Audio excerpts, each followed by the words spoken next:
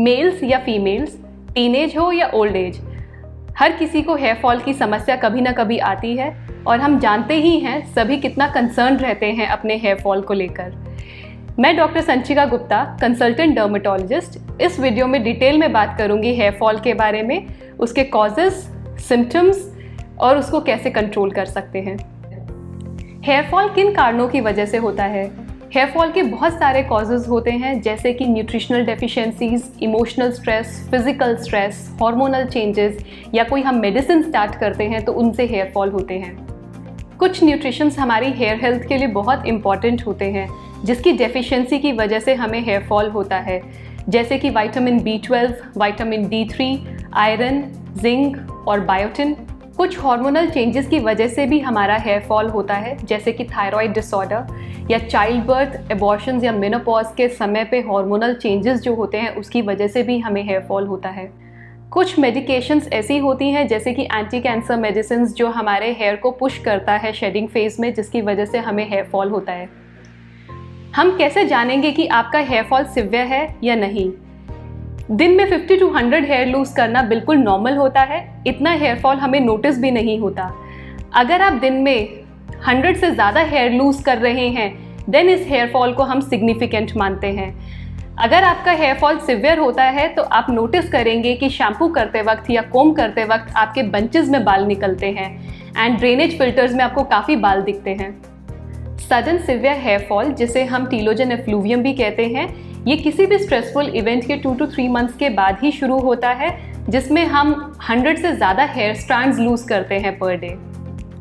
Telogen effluvium में हमें diffuse hair loss होता है from all over the scalp. इसमें कोई हमें बॉल्ड पैच नहीं दिखता, लेकिन अगर हमारा सिवियर हेयर फॉल बहुत लंबे समय तक परसिस्ट करता है तो हमारी स्कैल्प विजिबल होने लगती है, हमें हेयर थिनिंग नोटिस होने लगता है। लेकिन डरिए मत, ये एक टेम्पररी कंडीशन है, इसमें हमारे हेयर रूट्स बिल्कुल डैमेज नहीं होते। जहाँ जहाँ से हम हेयर लूज करते हैं वहाँ पे न्यू हेयर ग्रोथ आती है। हेयर फॉल को कंट्रोल करने के लिए हम कुछ सिंपल मेजर्स फॉलो कर सकते हैं, जैसे कि हेल्दी न्यूट्रिशियस डाइट लें, रेगुलर एक्सरसाइज करें जिससे हेयर फॉल में काफ़ी इंप्रूवमेंट देखा जाता है। अपने स्कैल्प को क्लीन रखें, हफ्ते में एटलीस्ट 2 बार किसी भी माइल्ड शैम्पू से हेयर वॉश करें। जब आपका हेयर फॉल हो रहा है तो कुछ केमिकल ट्रीटमेंट्स अवॉइड करें, जैसे कि keratin treatment, smoothening, hair straightening, hair colouring. ज़रूरी नहीं है कि इन सब ट्रीटमेंट की वजह से आपका हेयर फॉल हो, लेकिन अगर हेयर फॉल हो रहा है और आप ये ट्रीटमेंट करवाते हैं तो ये आपके हेयर फॉल को एग्रावेट कर सकता है। हेयर फॉल के समय पे टाइट हेयर स्टाइल्स अवॉइड करें, कोई भी हीटिंग टूल्स अवॉइड करें, जैसे कि कर्लर्स, स्ट्रेटनर्स, ब्लो ड्रायर्स। अगर आपका हेयर फॉल सिवियर है तो आप अपने डर्मेटोलॉजिस्ट से कंसल्ट कीजिए। आपके डर्मेटोलॉजिस्ट कुछ ब्लड टेस्ट करवाना चाहेंगे, जैसे कि थायराइड हार्मोन लेवल्स को चेक करना या कुछ न्यूट्रिशनल डेफिशिएंसीज को रूल आउट करना, जैसे कि आयरन, विटामिन B12 और विटामिन D3। अगर कुछ न्यूट्रिशनल डेफिशिएंसीज आती हैं तो कुछ न्यूट्रिशनल सप्लीमेंट्स दिए जाते हैं उनको पूरा करने के लिए। आपके ट्रीटिंग फिजिशियंस आपको कुछ हेयर सीरम्स भी रिकमेंड कर सकते हैं, जिसमें प्रोकैपल, कैपिक्सिल जैसे इंग्रेडिएंट्स होते हैं, जिससे हेयर फॉल में इंप्रूवमेंट देखा जाता है।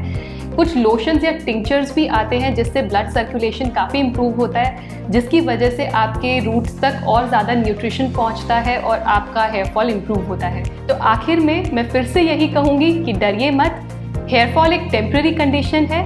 प्रॉपर ट्रीटमेंट और न्यूट्रिशन से हम अपनी लॉस्ट डेंसिटी को वापस से रीगेन कर सकते हैं।